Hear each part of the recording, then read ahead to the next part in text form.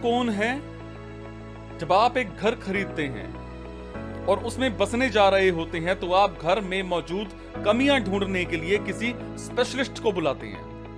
यानी एक तरह से आप अपने घर के बारे में बुरी खबर सुनाने के लिए उस इंसान को पैसे दे रहे होते हैं, क्योंकि आपके लिए ये जानना जरूरी है कि घर में ऐसी कौन सी कमियां हैं जो आसानी से नजर नहीं आती। आपके लिए ये जानना जरूरी होता है कि ये मामूली कमियां हैं या फिर गंभीर। अगर आपको कमियों के बारे में पता ही नहीं होता तो आप उन्हें दूर कैसे करेंगे? आपके अंदर कमियां हैं, इसलिए आपको एक स्पेशलिस्ट की जरूरत होती है। अगर आप अपने अंदर के आलोचक को सही रास्ते पर ले जाएं और आप दोनों एक दूसरे का सहयोग करें तो वो इस भूमिका को अच्छी तरह से निभा सकता है।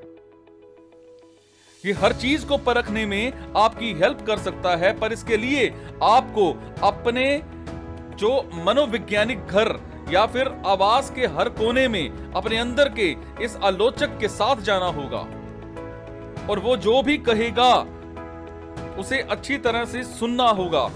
हो सकता है कि आप कई प्रॉब्लम से घिरे पड़े हों और अंदर से इस तरह से टूटे हों कि आपकी हालत सुधारना इन मामलों में किसी स्पेशलिस्ट के लिए एक ड्रीम जैसा हो सकता है, उसको ड्रीम को पूरा करने जैसा हो सकता है। अपनी कमियों के बारे में अपने अंदर के आलोचक की प्रॉपर डिस्क्रिप्शन और तकलीफ दे रिपोर्ट पाने के बाद भला ऐसा कैसे हो सकता है कि आप खुद को हतोत्साहित और करीब करीब कुचला हुआ महसूस ना करें? कैसे हो सकता है? चलिए मैं आपको एक संकेत देता हूं। जो फ्यूचर है वो भी अतीत जैसा ही है, पर दोनों में एक फर्क है। हालांकि अतीत बीत चुका है, इसलिए जस का तस ही रहेगा, उसे बदला नहीं जा सकता। पर भविष्य के मामले में ऐसा नहीं है, उसे बेहतर बनाया जा सकता है अगर ये तय कर लिया जाए कि भविष्य को किस हद तक बेहतर बनाना है, तो सिर्फ एक दिन में भी उस हद के करीब पहुंचा जा सकता है, और वो भी सिर्फ एक छोटा सा काम करके। प्रेजेंट तो लंबे समय तक दोषपूर्ण रहेगा, पर हो सकता है कि आप शुरुआत कहां से करते हैं ये उतना इंपॉर्टेंट ना हो जितना ये कि आप किस डायरेक्शन में आगे बढ़ रहे हैं। शायद खुशी तभी मिलती है जब इंसान सफलता के हायर पॉइंट तक पहुंचने के रास्ते पर चला जा रहा होता है, ना कि तब जब इंसान को उस हायर पॉइंट पर पहुंच जाने के बाद एक सेटिस्फेक्शन मिलती है। आपकी मोस्टली खुशी दरअसल आपकी उम्मीद से बनी होती है, भले ही वो उम्मीद कहां से पैदा हुई है, वो कितनी भी अंधेरी गहराई में स्थित है, डिपेंड करता है। आप अंदर के आलोचक को सही ढंग से जब देखते हैं, बुलाया जाता है, तो वो उसी चीज को ठीक करने का सुझाव भी देता है जिसे आप अपनी इच्छा से, बिना किसी गुस्से के, यहां तक कि उस चीज को हासिल करते हुए ठीक कर सकते हैं। अपने आप से पूछिए कि मेरी जिंदगी में क्या कोई ऐसी चीज है जो बेतरतीब हो और जिसे मैं ठीक कर सकता हूं? क्या आप उस एक चीज को ठीक कर सकते हो जिसे वाकई ठीक होने की जरूरत है? क्या आप फौरन ऐसा कर सकते हो?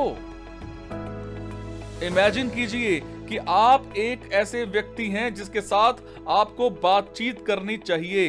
इसके बाद इमेजिन कीजिए कि आप आलसी, गुस्से वाले और जरा सी बात पर बुरा मनाने वाले व्यक्ति हैं जो दूसरों के साथ आसानी से घुल मिल नहीं सकता। इस रवैये के साथ आपके लिए आगे बढ़ना कभी आसान नहीं होगा। शायद आपको थोड़ा फनी लग रहा हो, और लगना भी चाहिए, हमें एक तरह से फनी और आकर्षक बनना भी होगा। शायद आपको ये चीजें फनी किए बिना खुद से कहना होगा कि मैं अपने चारों ओर ये फैली हुई बेमतलब की जो चीजें हैं उनको खत्म करने की कोशिश कर रहा हूं, और अगर तुम इस काम में मेरी हेल्प करो तो बहुत अच्छा होगा। अपनी इच्छाओं को कुछ देर के लिए किनारे रखकर खुद से कहो, क्या तुम मेरे लिए कुछ कर सकते हो? इसके लिए मैं तुम्हारा बड़ा आभारी रहूंगा।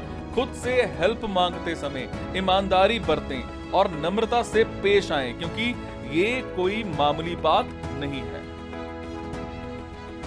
आपको अपनी मनोस्थिति के बेस पर शायद आगे भी मोल भाव करना पड़ सकता है। शायद आपको खुद पर विश्वास ना हो, आपको लगता हो कि आप खुद से एक चीज की मांग करेंगे और जैसे ही वो आपको हासिल हो जाएगी तो आप कोई और मांग करने लगेंगे।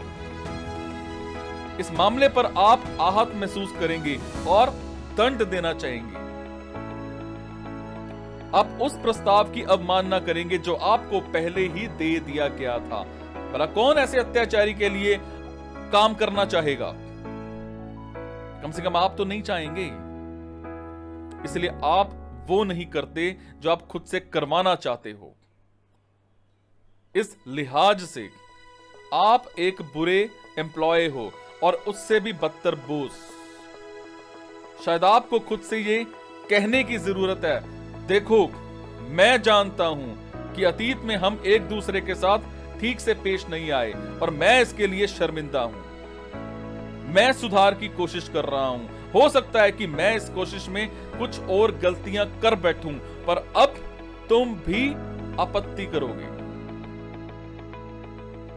मैं तुम्हारी बात सुनूंगा। मैं सीखने की कोशिश करूंगा।